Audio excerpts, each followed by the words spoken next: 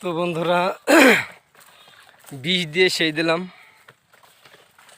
এখন রওনা হলাম বাড়ির উদ্দেশ্যে। বুঝছেন বন্ধুরা, পরিশ্রম ছাড়া কিছু সফলতা অর্জন করা যায় না, কষ্ট করতে হবে। জীবনে সফল হতে হলে কষ্ট করতেই হবে, কষ্ট ছাড়াও পায় নাই বন্ধুরা, বুঝছেন। তো কি বলবার, প্রচুর রোদ উঠছে, এই কাঠ পড়া রোদে বীজ দিলাম, অবশেষে বীজ দিয়ে শেষ করলাম ক্ষেত। এখন বাড়ির উদ্দেশ্যে রওনা হলাম বন্ধুরা।